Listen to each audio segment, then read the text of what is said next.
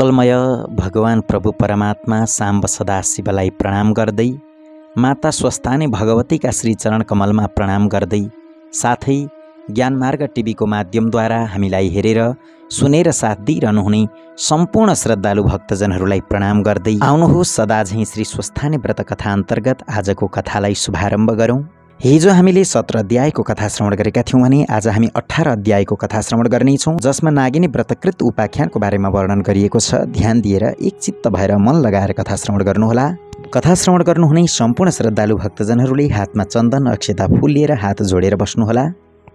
यं ब्रह्मा वरुणेन्द्र रुद्र मरुतः स्तुन्वन्ति दिव्यैस्तवैर् वेदैः साङ्गपदक्रमोपनिषदैर् गायन्ति यं सामगाः।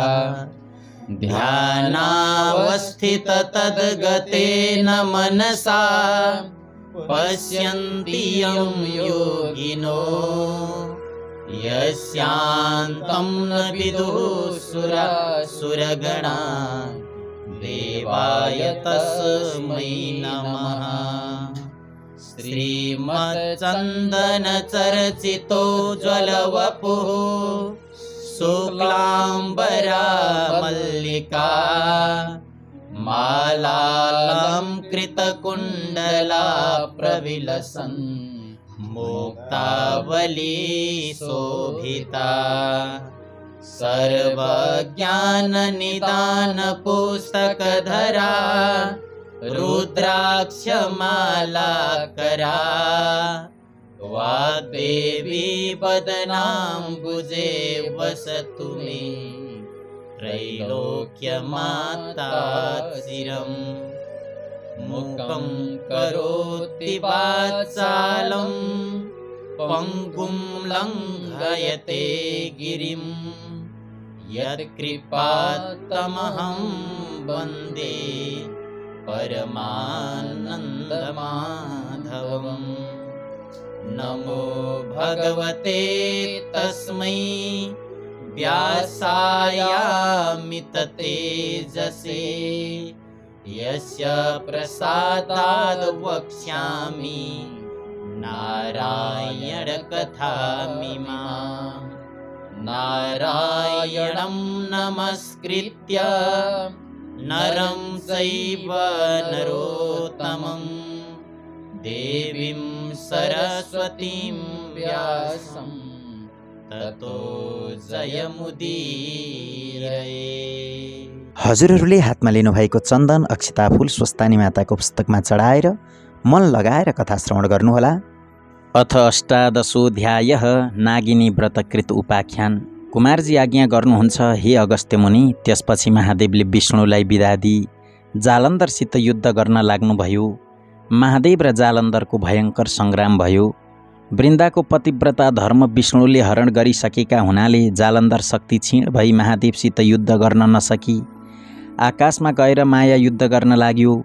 महादेव पनि आकाशमै गएर युद्ध गर्न लाग्नुभयो। त्यसपछि जालन्धरको शक्ति क्षीण भएको जानी विष्णुले वृन्दाको सत्य डगाइसकेछन् भन्ने ठानी तेजिलो त्रिशूल लिई तिनै नेत्रबाट अग्निको ज्वाला निकाली क्रोधपूर्वक जालन्धरको छातीमा प्रहार गर्नुभयो। त्यस त्रिशूलको चोटले जालन्धर मरी अन्तपुरको चोकमा ठुलो शब्द गरेर पछारियो। त्यो चर्को शब्द सुनि वृन्दाले के को शब्द हो भनी हेर्न जाँदा आफ्नै स्वामी जालन्धर मरेको देखि अनेक प्रकारले विलाप गर्दै रुन लागिन्। हे स्वामी, मलाई यस्तो अवस्थामा एक्लै पारेर कहाँ जानुभयो?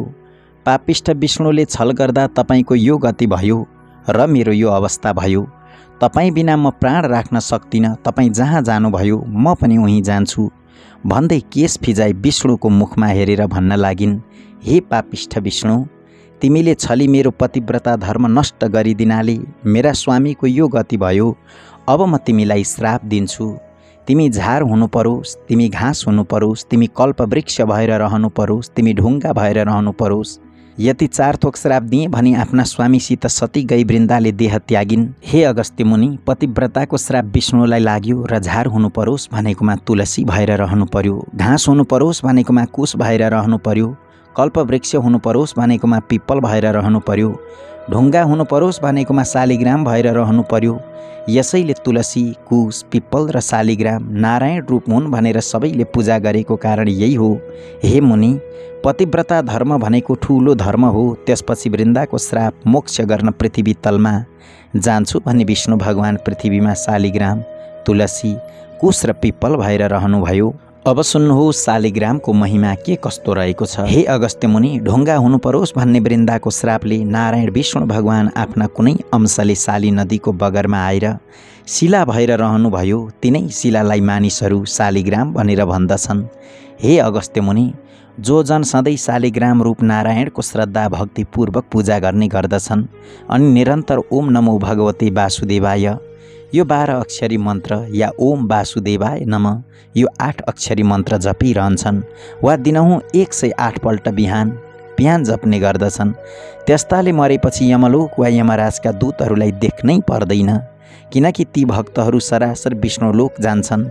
अथवा मरेपछि मुक्ति चाहनेहरूले चक्र बनेको शालिग्राम शिला चक्रमा दिनहुँ ओम वासुदेवाय नमः भन्दै चन्दन र फूलले विष्णुको पूजा गर्नु, किनकि त्यो शिला चक्रमा सारा पापलाई नाश गर्ने, नित्य पूजा गर्नेहरूलाई पुण्य दिने, मरेपछि मुक्ति दिलाउने त्यो शालिग्राम शिला त्यस्ता शक्ति सम्पन्न विष्णुको वासस्थान हो।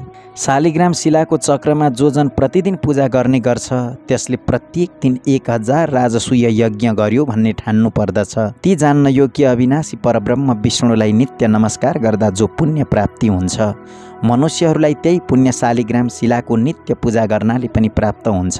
जस्तै ठुल्ठुला काठमा आगो रहन्छ र कुनै मौकामा उसको शक्ति प्रकट हुन्छ, त्यस्तै प्रकारले हरि भगवान सर्वव्यापी हुनुहुन्छ तापनि शालिग्राममा उहाँको शक्ति प्रकाश प्रकट हुन्छ। हे अगस्त्य मुनि, जसले ठुला ठुला पाप गरेका छन्, जसलाई शुभ कर्मको अनुष्ठान गर्ने अधिकार छैन, त्यस्ताले पनि शालिग्रामको पूजा गर्ने गरे भने ती जन नरक जाँदैनन्। विष्णु भगवान लक्ष्मीमा रमण गर्दा पनि त्यति प्रमुदित हुनुहुन्न अनि आफ्नो पूर्व वैकुण्ठमा पनि त्यति रमाउनुहुन्न जति शालिग्राम शिला चक्रमा सदा उहाँ रमाउनुहुन्छ।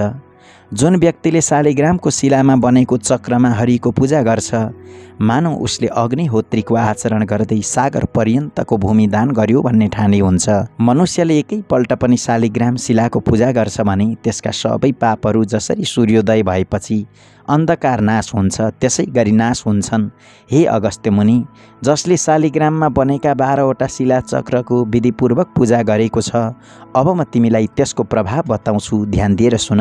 सुवर्ण निर्मित कमलहरूद्वारा 12 कल्प पर्यन्त 12 कोटी शिवलिङ्गको पूजा गर्नाले जो फल मिल्छ, त्यो फल 12वटा शालिग्राम शिलाको पूजा गर्नाले एकै दिनमा प्राप्त हुन्छ। फेरि जो व्यक्ति भक्तिपूर्वक 100 शालिग्राम शिलाको पूजा गर्दछ, त्यो व्यक्ति हरिको लोक वैकुण्ठ धाममा चिरकालसम्म बसेर पृथ्वी तलमा जन्मी चक्रवर्ती राजा हुनेछ।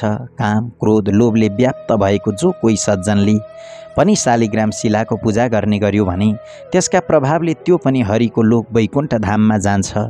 जो मनुष्य सधैँ शालिग्राममा गोविन्दको पूजा गर्दछ, त्यस्तो जन निश्चय नै प्रलय नभएसम्म अधोगति प्राप्त गर्दैन। मनुष्यहरू बिना तीर्थ, बिना दान, बिना यज्ञ, बिना बुद्धि पनि शालिग्राम शिलाको पूजा गर्नाले मुक्तिमा प्राप्त हुन्छन्।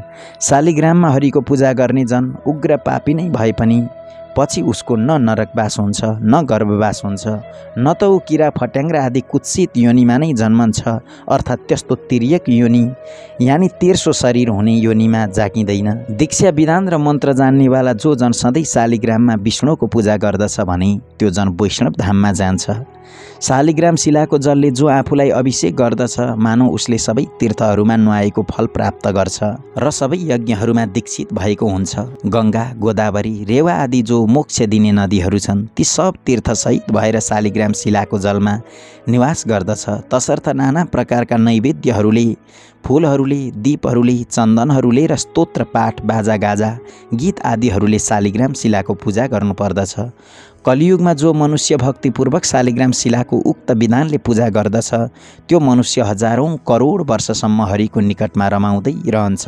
आफूले दर्शन गरिएका, पूजा गरिएका, स्तुति गरिएका करोडौँ शिवलिङ्गहरूले जो फल मिल्छ त्यो फल एउटै पनि शालिग्राम शिलामा गरिएको दर्शन, पूजन, स्तवलले प्राप्त हुन्छ। जो मनुष्य शालिग्राम शिलाबाट उद्भव विष्णु लिङ्गमा एकपल्ट पनि पूजा गर्दछ ती जन अध्यात्म ज्ञान रहित भएका भए पनि मुक्तिलाई प्राप्त गर्दछन्। शालिग्राम शिलारूपी केशव भगवान जहाँ रहनुहुन्छ त्यहीँ यक्ष, देवता, सिद्ध र 14 भुवन रहन्छन्। जो मनुष्य शालिग्राम शिलाको अगाडि रहेर पितृहरूको श्राद्ध गर्दछ त्यसका पितृहरू तृप्त भएर 100 कल्पसम्म स्वर्गमा निवास गर्दछन्। जो मनुष्य नित्य प्रति शालिग्राम शिलाको जल पिउँछ त्यस्ताले हजारौँ पल्ट पञ्चगव्य आचमन गरेको फल प्राप्त गर्छ। जुन ठाउँमा शालिग्राम शिला रहन्छ त्यहाँबाट चारैतिर 3 योजन अर्थात् 12 कोससम्म त्यो स्थान तीर्थ समान मानिन्छ। त्यहाँ गरिएको दान, होम सबै करोड गुणा अधिक फलदायक हुन्छ। शालिग्राम शिलाको जल एवं गोमती चक्रको जल यी दुवै जल मिलाएर जो मनुष्य रोजै पिउँछ र शरीरमा छर्कन्छ त त्यसको शरीर नै चक्रले चिन्हित भएको जस्तै हुन्छ। यसमा कुनै प्रकारको सन्देह छैन। जो चक्र संसारमा गुप्त रहन्छ त्यो चक्र यमलोकका धर्मराजलाई छोडेर अरू कसैले पनि देख्दैन। हरिभक्तहरूको चरणोदकको सेचनले यमराज भयभीत रहन्छन्। यसै कारण वैष्णवहरूको उत्तम घरमा जान आफ्ना दूतहरूलाई निषेध गरेका छन्। जो कोही नदीहरू सोझै समुद्रमा मिल्नेवाला छैनन्, माघ मासमा तिनमा स्नान गर्नाले त्रिरात्र व्रतको फल मिल्दछ। सोझै समुद्रमै मिसिने नदीहरूमा स्नान गर्नाले 1 पक्षीय व्रतको फल मिल्छ। समुद्रमै स्नान गर्नाले 1 महिने व्रतको फल मिल्छ। गोदावरीमा स्नान गर्नाले 6 महिना व्रत गरेको फल मिल्छ। गङ्गामा स्नान गर्नाले 1 वर्ष व्रत गरेको फल मिल्छ। तर शालिग्राम शिलारूपी भगवानको चरणोदकले स्नान गर्नाले 12 वर्ष व्रत बसेको फल मिल्छ। यदि माघ महिनामा स्नानका लागि शालिग्रामको पवित्र जल मिल्यो भने करोडौँ तीर्थको सेवाले केही प्रयोजन छैन। जो मनुष्य आमाका दूधका साथमै मिलाएर शालिग्राम शिलाको जल 1 थोपो मात्रै पिउँछ भने त्यो मनुष्य मोक्ष हुन्छ। शालिग्राम शिलाको नजिकको 1 कोस वरिपरिको भूमिमा किरो पनि मर्यो भने त्यो पक्कै वैकुण्ठ लोकमा जान्छ। जो मनुष्य शालिग्राम शिलाको उत्तम चक्र दान गर्छ उसले पर्वत औ जङ्गल सहितको भूमण्डलको दान गरेको फल पाउँछ।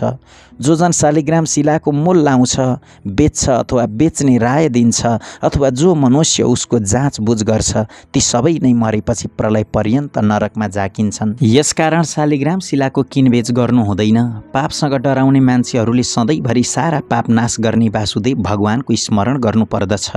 इन्द्रिय दमनपूर्व घोर जङ्गलमा तपस्या गर्नाले मनुष्य जुन फल पाउँछ त्यो फल गरुडध्वज विष्णुको स्मरण गर्नाले नै पाउँछ। अज्ञानले वशीभूत भएर जानी नजानी धेरै प्रकारको पाप कर्म गर्ने मनुष्यले पनि सारा पाप हर्ने हरिलाई सम्झेर नमस्कार गर्यो भने त्यो जन नरक जाँदैन। पृथ्वीमा जति तीर्थ छन् अनि जति पुण्य स्थानहरू छन् विष्णुको नामको कीर्तनले नै ती सबैमा गरिएको पुण्य फल प्राप्ति हुन्छ। श्राङ्ग धनुषधारी शरणागत वत्सल विष्णु भगवानको शरणमा जो व्यक्ति पर्दछ तिनीहरूले न यमराजलाई देख्नुपर्छ न त तिनीहरू नरकैमा जान्छन्। नारी जातिहरू त धोका दिई झुक्किए परनारीको सतीत्व डगाउने विष्णुको त्यो भणुवा अंश नै शालिग्राम भएको हो। तसर्थ नारी जाति मात्रको अपमान गर्ने त्यो अंश हो भन्ने ठानी शालिग्राम शिलालाई छुँदैनन् र पूजा पनि गर्दैनन्।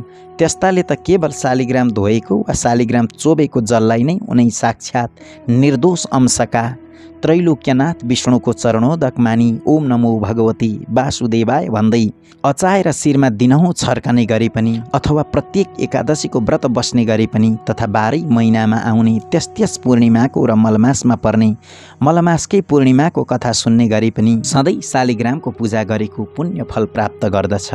आउनुहोस् समादरणीय श्रद्धालु भक्तजनहरू, अब तुलसी महिमा सुनौँ। हे अगस्त्य मुनि, घाँस हुनु परोस् भन्ने सतीवृन्दाको शरापले आफ्ना 1 अंशले तुलसी भएका तुलसीका पातहरूले जो मनुष्य हरिको पूजा गर्दछ त्यो मनुष्यलाई पानीमाथि पानीमै रहेको कमलको पातलाई पानीले नभिजाए झैँ कुनै पापले पनि छुन सक्दैन।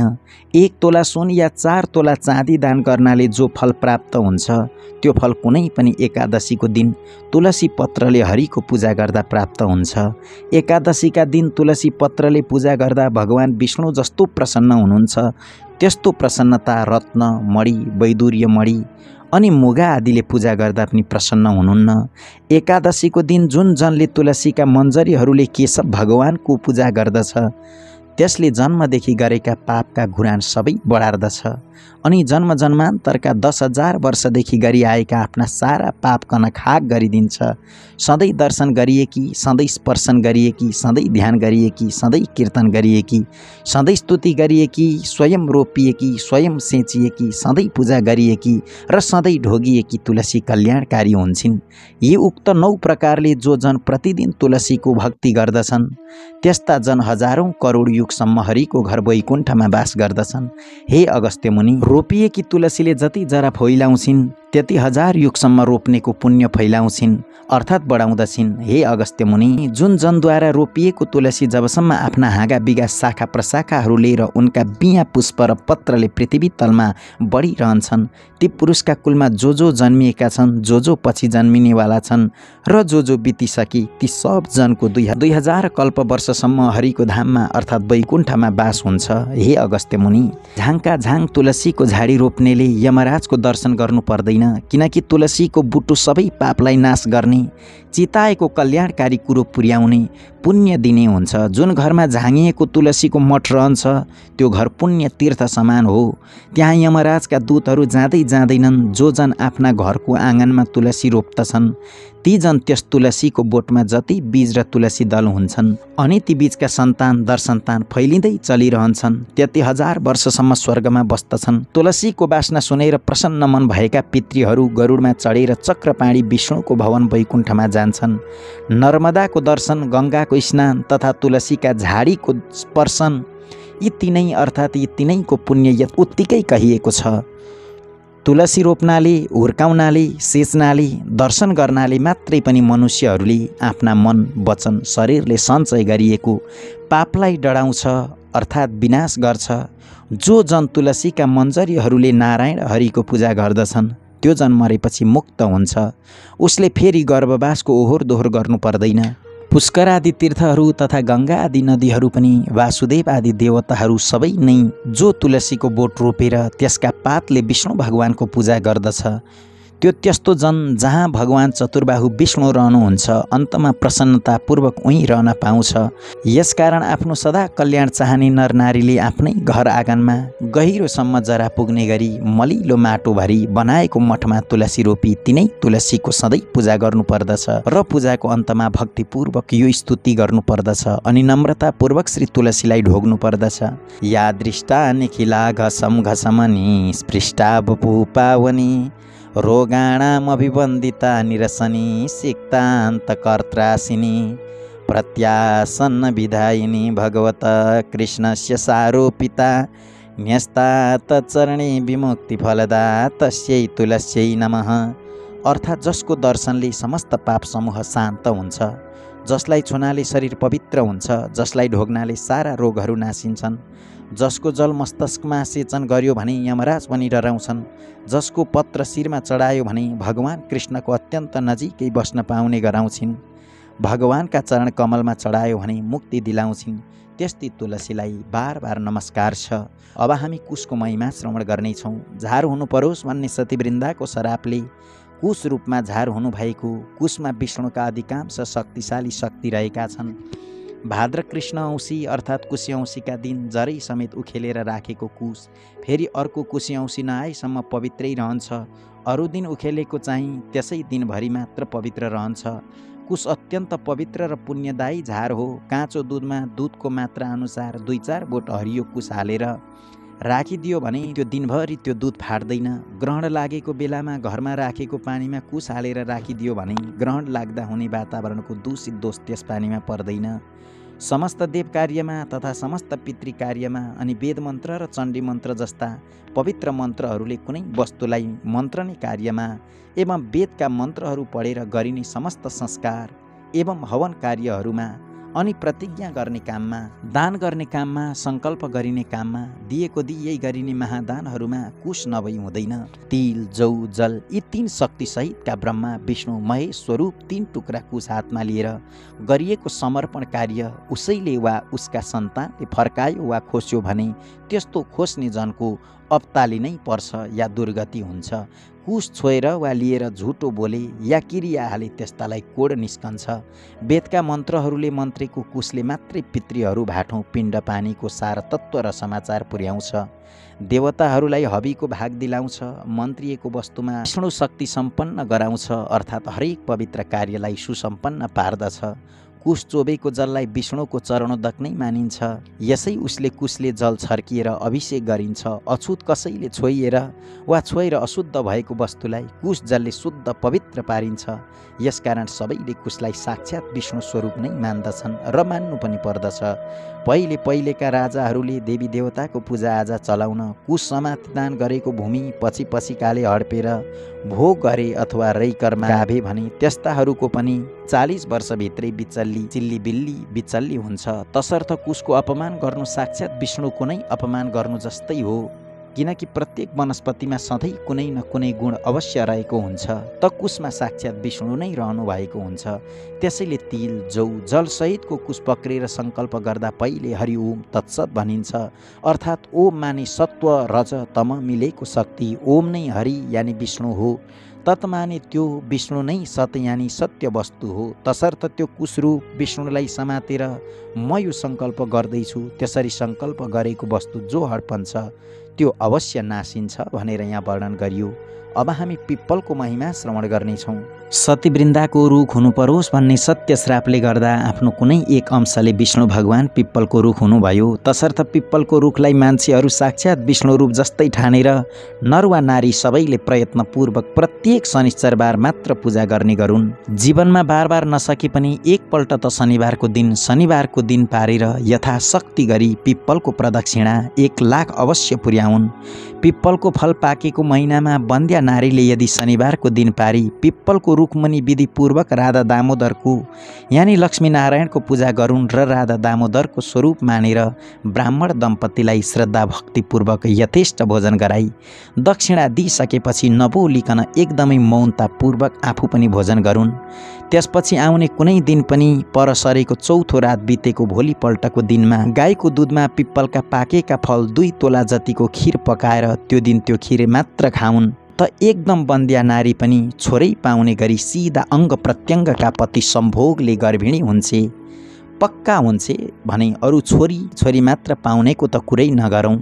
त्यस्तै प्रति शनिबार पिप्पलको पूजा गरेर फलामको दक्षिणा चढाउनाले 7.5 शनि दशा हुनेलाई शनिश्चरले पिर्दैन। अनि पिप्पलको पूजन दर्शन स्पर्शन प्रदक्षिणा यी सबै शनिश्चरबार मात्रै गर्नुपर्दछ, किनकि पिप्पलको रुखमा मात्रै शनिश्चरले टिक्ने ठाउँ पाएकाले अरू बार गर्यो भने शनि रिसाउँछन् र त्यो पूजन आदि गर्ने मनुष्य सदा महादरिद्र रहन्छ, किनकि पिप्पलको वृक्षमा शनिश्चरको पनि वास छ र अरू भूत प्रेत पिशाच राक्षस साकिनी डाकिनी आदिको वास पनि छ। तिनीहरूलाई त्यहाँ बस्नका लागि भगवान विष्णुले नै अभयदान दिनुभएको छ। त्यसैले पिप्पलको बोट नजिकैको घरमा पिशाचदेखि डराउने पितृहरू जाँदैनन्।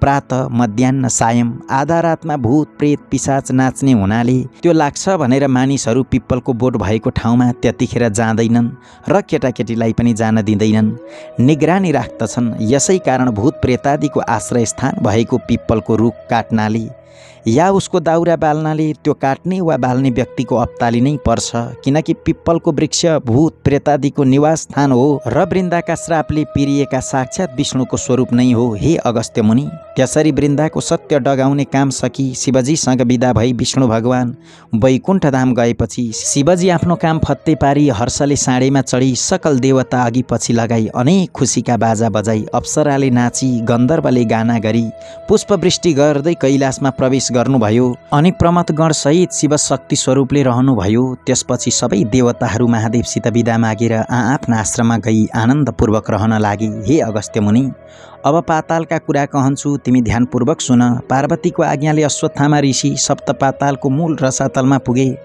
कस्तो पाताल भने सूर्यको प्रकाश झैँ प्रकाशमान भएको अनेक प्रकारका रत्नहरू जडेर बनाइएको सुवर्णको पुरीमा असङ्ख्य सम्पत्ति भएका शेषनाग, तक्षकनाग, कर्कोटकनाग, पद्मनाग, शङ्खनाग, कुलिका नाग र करुण नाग बसेका र नागिनीहरू पनि हीरा मोती मणिमाणिक्य आदिका गहना एवं उत्तम उत्तम वस्त्र अलङ्कार पहिरी उभन्दा उराम्री भएर बसेका त्यस्तो स्थानमा पुगेपछि अश्वत्थामाले हे शेषनाग, पार्वतीको आज्ञाले श्री स्वस्थानी परमेश्वरीको व्रत गराई जो दुखी छन्, जो दरिद्री छन्, तिनको उद्धार गर्न म यहाँ आएको हुँ।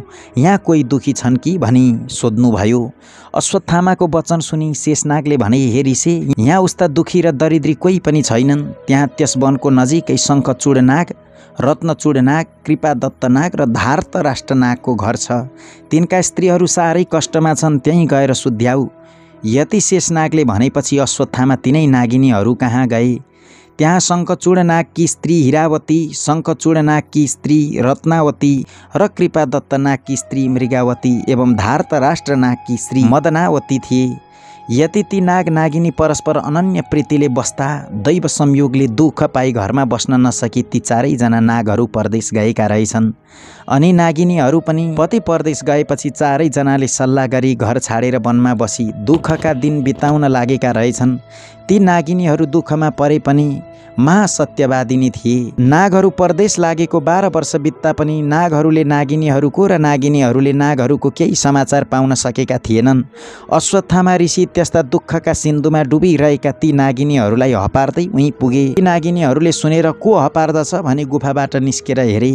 अनि अश्वत्थामा ऋषिलाई देखेर सोधे, हे अश्वत्थामा ऋषि, आज हामी पापिनी दुखिनीका घर के कामले आउनुभयो? तब अश्वत्थामा भन्दछन्, हे नागिनी हो, पार्वतीको आज्ञाले श्री स्वस्थानी परमेश्वरीको व्रत गराई जो दुखी छन्, जो दरिद्री छन्, जसका पुरुष छैनन्, जो सन्तानहीन छन्, तिनको उद्धार गर्नको लागि आएको हुँ। यति अश्वत्थामाको वचन सुनि नागिनीहरूले मनमा आनन्द मानी, हे ऋषिश्वर, हामी दुखी पनि छौँ, दरिद्री पनि छौँ, पापी पनि छौँ, हाम्रा सन्तान पनि छैनन्, पुरुष पनि छैनन्, अत हामीलाई त्यो व्रत अवश्य गराउनुहोस् भने नागहरू परदेश गएको र आफूले दुःख पाएको सबै विस्तार गरिसकी आदरपूर्वक उनलाई आसनमा बसाली। अनि अश्वत्थामा भन्छन्, हे नागिनी हो, ध्यानपूर्वक सुन। सत्ययुगमा हिमालय पर्वतकी पुत्री पार्वतीले श्री महादेव स्वामी पाउन भने श्री स्वस्थानी परमेश्वरीको व्रत गरेको विधि भन्दछु। पौष शुक्ल पूर्णिमादेखि हात गोडाका नङ काटेर स्नान गरेर पवित्र भएर एक भक्त रहेर एक चित्त रहेर मेरो फलानु काम सिद्ध होस् भनी नित्य मध्याह्न कालमा श्री स्वस्थानी परमेश्वरीको पूजा गर्नु र उनैको कथा सुन्नु। माघ शुक्ल पूर्णिमाको दिन 108 रोटी, 108 अक्षता, 108 बेली पुष्प, 108 यज्ञ सूत्र, 108 पान, 108 कुडका सुपारी, जौतिल, फलफुल आदि सबै 108 सगुन समेत नाना उपचार तयार पारेर आरसीमा ओमकार लेखी गङ्गा जलले स्नान गराउनु र श्रीखण्ड, रक्तचन्दन, सिन्दूर, अबिर, पुष्पमाला चढाई धूप दीप नैवेद्य वस्त्र भेटी अर्पण गर्नु। यसरी पूजा सकेर अर्घ्य दिनु। अनि प्रसाद झिकेर अष्टोत्तर 100मा 8 रोटी, 8 अक्षता, 8 पुष्प, 8 पान, 8 कुडका सुपारी सगुन समेत आफ्ना पुरुषलाई दिनु। पुरुष नभए छोरालाई र छोरा नभए मित छोरालाई तथा मित छोरा पनि नभए मेरो फलानु कामना पूर्ण होस् भनेर गङ्गामा बगाउनु र 100 रोटी आफूले फलाहार गर्नु। अनि रात्रिमा जागरम बस्नु। यति गरेपछि तिमीहरूको दुःख नाश होला, यसमा अन्यथा नमाने। यति अश्वत्थामाले भनेको सुनि नागिनीहरू खुसी भई भन्न लागे, हे अश्वत्थामा ऋषि, हामी स्त्री जातिलाई त्यस्तो ज्ञान कहाँबाट प्राप्त हुन्छ? तपाईँ बसेर यो व्रत गराई हामी अभागीहरूको उद्धार गरिदिनुहोस् भनी ऋषिहरूलाई सम्मानपूर्वक घर लगेर बसाइराखे। त्यसपछि पौष शुक्ल पूर्णिमाको दिन आयो र विधिपूर्वक व्रत आरम्भ गराई महिना दिन पुगेपछि माघ शुक्ल पूर्णिमाको दिन समस्त सामग्री तयार गराई स्वस्थानी परमेश्वरीको पूजा गराए। पूजा सकिएपछि अश्वत्थामा ऋषिले भने, हे नागिनी हो, अब अर्घ्य दिई जप पाठ ध्यान स्तुति गर।